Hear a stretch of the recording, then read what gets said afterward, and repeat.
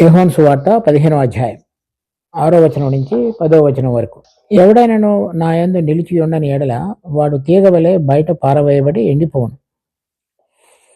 మనుషులు అటు వాటిని పోగు చేసి అగ్నిలో పారవేతురు, అవి కాలిపోవును. నా యందు మీరును మీ యందు నా మాటలను నిలిచి ఉండని ఎడల మీకేది ఇష్టమో అడుగుడి, అది మీకు అనుగ్రహింపబడును. మీరు బహుగా ఫలించుట వలన నా తండ్రి మహిమపరచబడును. ఇందువలన మీరు నా శిష్యులవుదురు. తండ్రి నన్ను ఎలాగూ ప్రేమించునో నేనును మిమ్మును అలాగూ ప్రేమించుతనే. నా ప్రేమ యందు నిలిచియుండుడి. నేను నా తండ్రి ఆజ్ఞలు గైకొని ఆయన ప్రేమ యందు నిలిచి ఉన్న ప్రకారము మీరును నా ఆజ్ఞలు గైకొనిన యెడల నా ప్రేమ యందు నిలిచెందురు.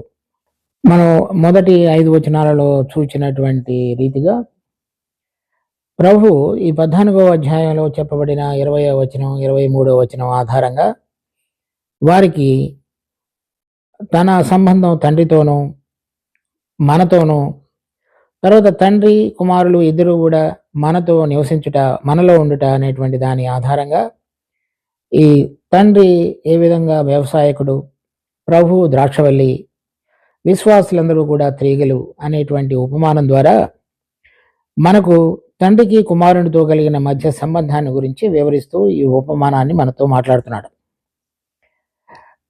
ఇలా మాట్లాడేటువంటి విషయంలో మనం ఈరోజు చూడబోయేటువంటి వాక్య భాగంలో 2వ వచనంలో చూస్తే, నాలో ఫలింపని ప్రతి తీగను ఆయన తీసి పారవేయను. తర్వాత 6వ వచనంలో కూడా చూస్తే, ఎవడైనా నా యందు నిలిచి ఉన్న నీడల వాడు తీగవలే బయట పారవేయబడి ఎండిపోవును. మనుషులు అటు వాటిని పోగు చేసి అగ్నిలో పారవేతురు, అవి కాలిపోవును. సో ఈ తీగలు అనేటువంటిది విశ్వాసులు అనేటువంటి అంశాన్ని మనం చూసాం. విశ్వాసులు కాకపోతే ద్రాక్షవల్లిలో ఉండటం అనేటువంటిది జరగని పని. అన్యజనులు అంటే దేవుడిని ఎరగని వారు ప్రభు నిజమైన ద్రాక్షవల్లిగా ఉండగా ఆయనలో ఉండటం అనేటువంటిది అయ్యేటువంటి విషయం కాదు. దేవుని యందు కుమారుని యందు విశ్వసింపని వారందరూ కూడా వారితోటి సంబంధం లేనివారు. తీగలు ద్రాక్షవల్లితోనూ, ద్రాక్షవల్లి వ్యవసాయకుడు గనుక మరి ఆయనతో సంబంధంలోనూ ఉన్నారు. కనుక ఈ తీగలుగా ద్రాక్షవల్లిలో ఉన్నటువంటి ప్రతి ఒక్కరూ కూడా విశ్వాసులు అనే విషయాన్ని మనం అర్థం చేసుకోవాలి. విశ్వాసులు కాని వారు ద్రాక్షవల్లిలో ఉండటం అనేటువంటిది జరగని పని. కనుక విశ్వాసులై కొంతమంది ఫలించేవారుగా ఉన్నారని ఇక్కడ 8వ వచనంలో మనం చూస్తే, మీరు బహుగా ఫలించుట వలన. తర్వాత 5వ వచనంలో చూస్తే, ఎవడు నా యందు నిలిచుండునో నేను ఎవని యందు నిలిచుండునో వాడు బహుగా ఫలించను. తర్వాత 4వ వచనంలో చూస్తే, తీగ ద్రాక్షావల్లిలో నిలిచుంటేనే కానీ తనంతట తాను ఎలాగో ఫలింపదో, అలాగే నా యందు నిలిచుంటేనే కానీ మీరును ఫలింపరు. ఈ విధంగా ఈ విషయాలన్నింటిలో కూడా ఫలించుట అనేటువంటిది చూస్తున్నాం. 2-6 వచనాలలో ఫలింపనేటువంటి వాటి విషయంలో కూడా ప్రభు మాట్లాడుతున్నాడు. ఈ ఫలింపనేటువంటి వారు ఈ తీగలు 6వ వచనంలో చూస్తే, వాడు తీగ వలె నిలిచి ఉన్న నెల వాడు బయట పారవేయబడి ఎండిపోవును. మనుషులు అటు వాటిని పోగు చేసి అగ్నిలో పారవేతురు, అవి కాలిపోవును. కనుక ఈ మొదట రక్షణ పొంది ప్రభువులో ఉన్నటువంటి వారు ఫలించేటువంటి విషయంలో అశ్రద్ధగా ఉండి దేవునిలో ఉన్నటువంటి జీవాన్ని ఆత్మ ద్వారా నడిపించబడుతూ ఆయన పోలికలోనికి మార్చబడుతూ ఆయన గుణముల యొక్క అనుభవంలో ఈ లోకంలో ఫలించేటువంటి జీవితం లేకుండా ఉన్నటువంటి విశ్వాసులుగా ఉన్న వారి విషయంలో ఈ తీగలు కత్తిరించబడతాయని చెప్తున్నారు. అంటే ఫలించేటువంటి వారు మరింతగా ఫలించగలగటానికి ఫలింపనటువంటి తీగలను తండ్రి దానిలో నుంచి కత్తిరించేవాడుగా ఉన్నాడు. కత్తిరించబడినప్పుడు మరి ప్రభువులో ఉన్నటువంటి జీవము ఆయన ఆత్మ ద్వారా నడిపించేటువంటి అనుభవం నుంచి వారు కత్తిరించబడుతున్నారు. అలా అయిన తర్వాత మరి బయట పారవేయబడి ఎండిపోతాయి. అంటే వాళ్ళలో ఆ జీవము ఆత్మ పనిచేసేటువంటి అనుభవాన్ని వారు కోల్పోయిన వారుగా ఉంటారు. తర్వాత వారందరూ వారు మనుషులు వాటిని పోగు చేసి అగ్నిలో పారవేతురు, అవి కాలిపోను. కనుక రక్షణ పొందినటువంటి విశ్వాసి ప్రభువులో కొంతకాలం నిలిచి ఉండి ప్రభు ద్రాక్షావల్లిగా వారు తీగలుగా ఉన్నటువంటి అనుభవంలో ఉండి ఫలింపకుండా ఉన్నటువంటి జీవితంలో కనుక అధిక కాలం కనుక కొనసాగినట్లయితే ప్రభు తన సమయంలో తను నిర్ణయించుకుని వీరు ఫలింపరు అనేటువంటిది నిర్ధారణకు వచ్చినప్పుడు ఆయన పనివారికి ఆజ్ఞాపించినట్లయితే పనివారు వాటిని కత్తిరిస్తారు. కత్తిరించబడిన తర్వాత వారు బయట పారవేయబడతారు. అవి ఎండిపోతాయి. ఎండిపోయిన వాటిని మరలా మనుషులు పోగు చేసి అగ్నిలో వేస్తారు. అవి కాలిపోతాయి అని చెప్తున్నాడు. ఇది మరికి నిజమైనటువంటి మంచి విషయం కాదు. కనుక విశ్వాసులైనటువంటి వారందరిలో కూడా దేవుడు ఒక ఉద్దేశం కలిగి వాళ్ళందరినీ ఏర్పరచుకున్నాడు.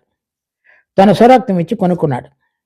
కనుక వారందరిలో కూడా దేవుని యొక్క జీవం ఆత్మ ద్వారా నడిపించబడుతున్న అనుభవాన్ని కలిగి ఆయన ఏ ఉద్దేశంతో మనలో అనేక ఫలములు ఆత్మ సంబంధమైనటువంటి గుణాల పోలికలోనికి రావాలని కోరుతున్నాడో వాటి అనుభవంలోనికి రాలేకపోయినట్లయితే దాని పరిణామాలు వేరుగా ఉంటాయనే విషయాన్ని మనం గమనించాలి. ఇక్కడ మనం కొన్ని విషయాలు కనుక చూస్తే 1 కొరింథీ 5వ అధ్యాయంలో ఇక్కడ ఒక అతను అనైతికంగా తన జీవితంలో జీవిస్తున్నాడు. 1వ వచనం, మీలో జారత్వం ఉన్నదని వదంతి కలదు, మీలో ఒకడు తన తండ్రి భార్యను ఉంచుకున్నాడు.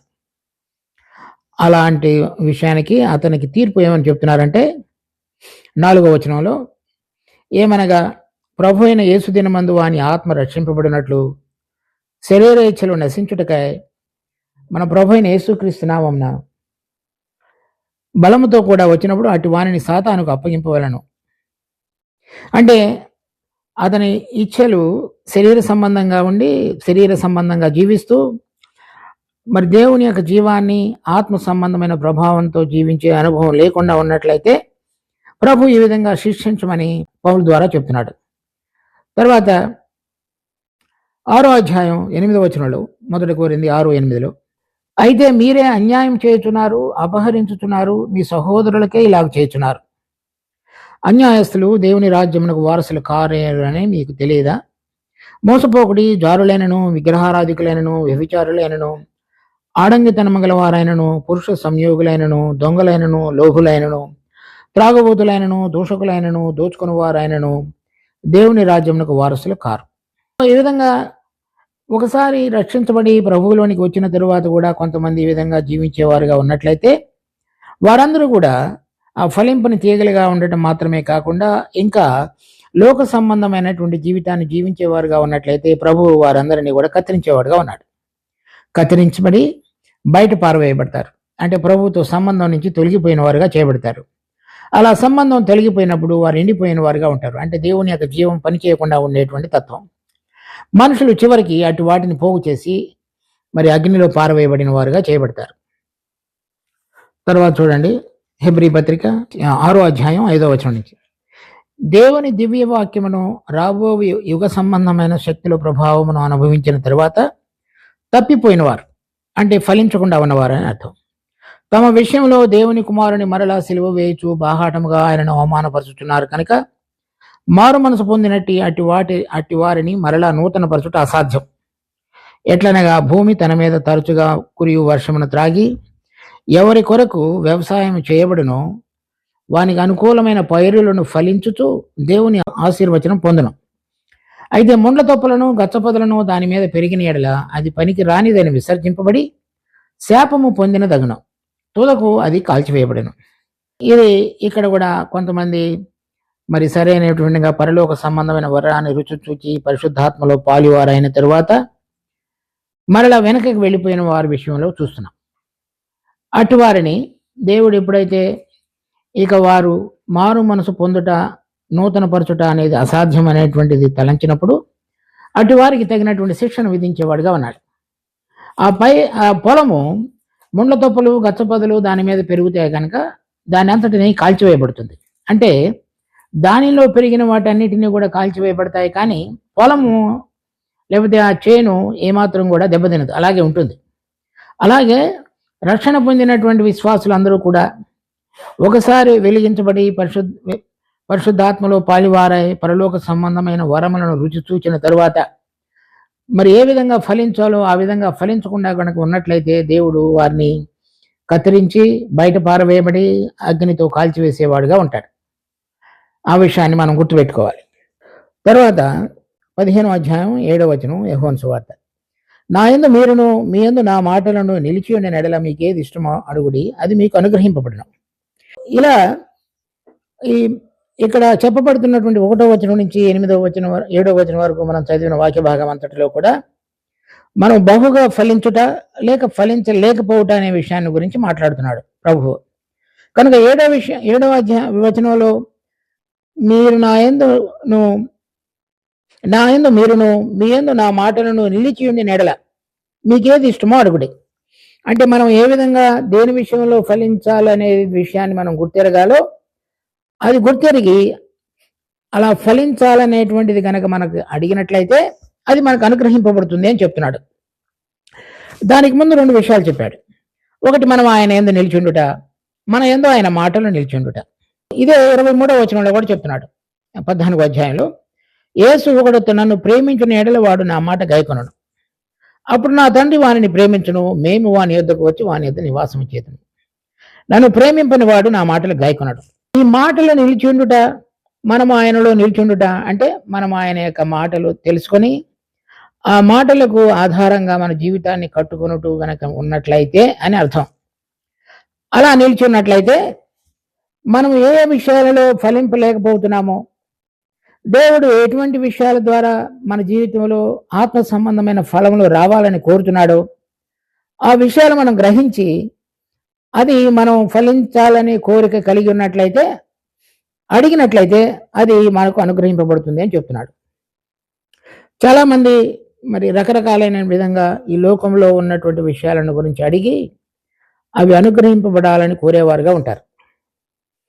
కానీ ఇక్కడ మనం చూస్తున్నటువంటి అంశం, ఒక ద్రాక్షావళిలో ఉన్నటువంటి తీగ దేవుని యొక్క జీవము కలిగి ఆయన స్వభావానికి అనుసారమైనటువంటి ఫలములు ఫలించుట అనేటువంటిది ఇక్కడ మాట్లాడబడుతున్న అంశం. అలా ఫలించినటువంటిది మనం గమనించినప్పుడు అది కత్తిరించబడి బయట పారవేయబడి అగ్నిలో మరి పారవేయబడి కాలిపోయేటువంటి అనుభవం, అంటే అది ఒక శిక్ష అనుభవంలో కూడా వెళ్ళవలసి వస్తుంది. కనుక దాని నుంచి తప్పించుకొని, ఆ శిక్షను తప్పించుకున్నట్టు మాత్రమే కాదు, తండ్రిని మహిమపరచగలగటానికి, తండ్రి కుమారుల యొక్క జీవం మనలో పనిచేసి వారి స్వభావానికి అనుసారమైనటువంటి ఫలములు ఫలించాలనేటువంటి కోరిక మనలో బలంగా ఉన్నట్లయితే, ఆ విషయాలు కనుక మనం అడిగినట్లయితే తండ్రి మరి కుమారుడు ఇద్దరు కూడా మనలో పనిచేసి మనకి ఇష్టమైనటువంటి జరిగించేవారుగా ఉంటారు. ఈ విషయంలోనే మనం విశ్వాసులైన మనందరం కూడా ఎంతో వెనకబడిపోయినాం. మనము ఈ లోకంలో ఉన్నటువంటి అనేక అవసరతలు, ఇబ్బందులు, ఇరుకులలో నుంచి బయటపడటానికి ఎంతగా మనం ప్రభువుని అడుగుతామో, మనం వారిలో నిలిచుండి ఆజ్ఞలు గైకొనాలనేటువంటి మనసు, తర్వాత వారు ఏ ఫలములు మనలో ఫలింపాలని చూస్తున్నారో అవి ఫలించాలనేటువంటి ఆశ, దానిని గురించినటువంటి గురి మనలో ఎంతో తక్కువగా కనబడుతుంది. అది మనం తెలుసుకోవాలనేటువంటిది ప్రభు యొక్క ఉద్దేశం. తర్వాత 8వ వచనం, మీరు బహుగా ఫలించుట వలన నా తండ్రి మహిమపరచబడును, ఇందువలన మీరు నా శిష్యులవుదురు. సో ఈ బహుగా ఫలించుట వలన మీరు నా శిష్యులవుదురు, తండ్రి మహిమపరచబడతాడు. పరలోకంలో ఉన్న మరి పరిశుద్ధుడైనటువంటి మహిమ కలిగినటువంటి తండ్రి ఆయన జీవం మనకు అనుగ్రహించడం ద్వారా ఆ జీవానికి ఉన్నటువంటి స్వభావానికి అనుసారమైనటువంటి ఫలములు మనం ఫలించటం వలట తండ్రి మహిమపరచబడతాడు. ఇందువలన మీరు నా శిష్యులగుదురు అని చెప్పబడింది. చూడండి, ఇక్కడ 13వ అధ్యాయం 34-35, మీరు ఒకరినొకరు ప్రేమింపవలనని మీకు క్రొత్త ఆజ్ఞ ఇస్తున్నాను. నేను మిమ్మల్ని ప్రేమించినట్టే మీరును ఒకరినొకరు ప్రేమింపవలను. మీరు ఒకని ఎడల ఒకడు ప్రేమ గలవారైన ఎడల దీన్ని బట్టి మీరు నా శిష్యులని అందరూ తెలుసుకుందరనను. కనుక మనం ఒకరినొకరు ప్రేమించడం ద్వారా మనము దేవుని శిష్యులమని అందరూ తెలుసుకుంటారు. ఇక్కడ మనం ఫలించటం వలన 15వ అధ్యాయం 8వ వచనంలో మనము ఫలించటం వలన మీరు నా శిష్యుల కుదురు అని చెప్తున్నాడు. కనుక ఈ ఫలములు అంటే దేవుడు యొక్క గుణములు యొక్క అనుభవంలోనికి తీసుకుని రావటం. ఉదాహరణకి దేవుడు పరిశుద్ధుడు అనగా మనము ఆయన యొక్క పరిశుద్ధతలోనికి వచ్చి జీవించుట. దేవుడు నీతిమంతుడు అనగా ఆయన నీతి కార్యములను జరిగించేవాడుగా ఉన్నాడు కనుక ఆ నీతి కార్యములను జరిగించుట. ఆయన వెలుగు కనుక వెలుగు సంబంధమైన ఫలములు. చూడండి, ఎఫెసీ పత్రిక 5వ అధ్యాయం 8వ వచనం, మీరు పూర్వమందు చీకటి అయింటిరి, ఇప్పుడైతే వెలుగై ఉన్నారు, ప్రభువునందు వెలుగై ఉన్నారు. వెలుగు ఫలము సమస్త విధములైన మంచితనము, నీతి, సత్యము అని వాటిలో కనబడుతున్నది. కనుక ప్రభువుకి ఏది ప్రీతికరమైనదో దానిని పరీక్షించుతూ వెలుగు సంబంధుల వలె నడుచుకున్నది. కనుక మనం ప్రభువునందు కనుక నిలబడి ఉంటే ఆయన వెలుగు కనుక వెలుగు ఫలములైనటువంటి మంచితనము, నీతి, సత్యము వాటిలో కనబడుతున్నది. తర్వాత గలతీ పత్రిక 5వ అధ్యాయం 22వ వచనం.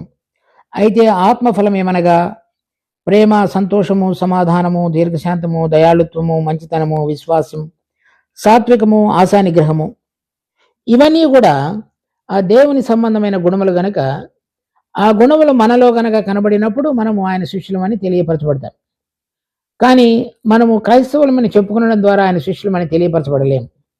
ఆ గుణములు మనలో కనబడినప్పుడు, అంటే ఆయన తండ్రి వ్యవసాయకుడు, ప్రభు నిజమైన ద్రాక్షవల్లి, మనము ఆ నిజమైన ద్రాక్షవల్లిలో ఉన్నటువంటి తీగలము, వారి యొక్క జీవము మరి ఆత్మ యొక్క ప్రభావం ద్వారా మన యొక్క ఆత్మ సంబంధమైన జీవితం నడిపించబడుతున్నప్పుడు వెలుగు ఫలములు, ఆత్మ ఫలములు, దేవుని సంబంధమైనటువంటి పరిశుద్ధత మనలోనికి వచ్చుట ద్వారా లోకము నుంచి వేరుపరచబడి, చీకటిలో నుంచి వేరుపరచబడి, శరీరం మీద జయం పొందిన వారమై ఈ ఫలములను ఫలించుతున్నటువంటి జీవితం కలిగి జీవించినట్లయితే మనము శిష్యులమని తెలియపరచబడతాం. తర్వాత 15వ అధ్యాయం 9వ వచనం. తండ్రి నన్ను ఎలాగూ ప్రేమించునో నేనును మిమ్మల్ని అలాగూ ప్రేమించుతుని, నా ప్రేమ యందు నిలిచి ఉండుడి. ఇక్కడ మనం మొదటిసారి ప్రభు ఆ రోజు ప్రారంభించబడినటువంటి ప్రసంగంలో 13వ అధ్యాయం మొదటి వచనంలో తాను ఈ లోకం నుండి తండ్రి యొద్దకు వెళ్ళవలసిన గడియ వచ్చునని యేసు పస్కా పండుగకు ముందే ఎరిగిన వాడే లోకంలో ఉన్న తన వారిని ప్రేమించి వారిని అంతం వరకు ప్రేమించను. ఇక్కడ మనం 9వ వచనంలో చూస్తున్నప్పుడు తండ్రి నన్ను ఎలాగ ప్రేమించనో నేనును మిమ్మల్ని అలాగ ప్రేమించుతుంది. అంటే తండ్రి ఎలాగ ప్రేమిస్తాడో, అంటే మార్పు లేనటువంటిది, శాశ్వతమైనటువంటిది, నిత్యమైన ప్రేమతో ప్రేమిస్తాడో నేను కూడా అలాగే ప్రేమించుతుంది. అంటే అంతం వరకు మారనటువంటి ప్రేమ. నా ప్రేమ ఏదో నిలిచుండి, అంటే మనము ఆయన మనలను ప్రేమించడానికి తగిన విధంగా మనం నిలిచి ఉండాలనేటువంటిది ఆయన యొక్క ఉద్దేశం. దానికి ఎలా అలా నిలిచి ఉండగలమో చెప్తున్నాడు 10వ వచనంలో. నేను నా తండ్రి ఆజ్ఞలు గైకొని ఆయన ప్రేమ యందు నిలిచి ఉన్న ప్రకారం మీరును నా ఆజ్ఞలు గైకొనిన ఎడల నా ప్రేమ యందు నిలిచెందురు. కనుక మనం ఆయన మాటలు విని ఆజ్ఞలు గైకొనటం ద్వారా 15వ అధ్యాయం 23వ వచనంలో మనం చూసినట్లుగా తండ్రి కుమారులు ఇద్దరు కూడా వచ్చి మన యొద్ద నివాసం చేయటం అనేటువంటిది ఏ విధంగా చెప్పబడిందో అలా వారిద్దరూ మనలో నివాసం చేయటం అనేటువంటిది మనం వారి యొక్క ఆజ్ఞలు గైకొనటం ద్వారా అంత మాత్రమే కాకుండా వారి యొక్క ప్రేమలో మనం నిలిచి ఉండగలిగేటట్లుగా ఉంటాం. దానికి అర్థం ఏమిటంటే వారి యొక్క ప్రేమలో మనం నిలిచి ఉండడం ద్వారా వారు మనలను ప్రేమించేటువంటి వారుగా ఉంటారు. కాబట్టి మనం ఏది అడిగినప్పటికీ చేయుట, మనలో ఫలాలు ఫలించడానికి కావలసిన విధంగా మనకు సహాయపడుట, తర్వాత మరింత వెలుగును అనుగ్రహించి మనము ఈ లోకంలో రక్షణ పొంది ఏ ఉద్దేశంతో ఈ లోకంలో దేవుడు మనలో ఉంచున్నాడో దాని యొక్క సార్థకతలోనికి నడిపించబడుట, ఇవన్నీ కూడా ఆ ప్రేమలో నిలిచి ఉన్నప్పుడు మనలో సంపూర్ణం చేయబడేటువంటి విషయాలు.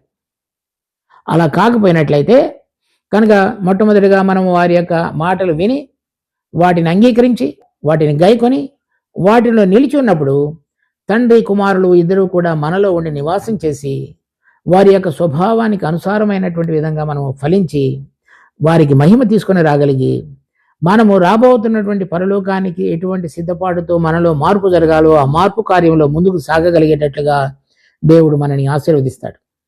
ఈ ప్రక్రియ అంతటిలో కూడా ఎక్కడైతే మనలో ఉన్నటువంటి శరీరము, లోకము మనలను మరి అధిగమించడానికి ప్రయత్నం చేసేవిగా ఉన్నాయో ఆ బలహీనతల విషయంలో మనం గుర్తెరిగి మనము వారిని గనక ప్రార్థనలో వేడుకునేటట్లయితే మనము ఈ విషయాలలో జయం పొందగలిగి ప్రభు పేరిట ఫలింపులోనికి రాగలిగే విధంగా వారు మనకి సహాయపడేవారుగా ఉన్నారు.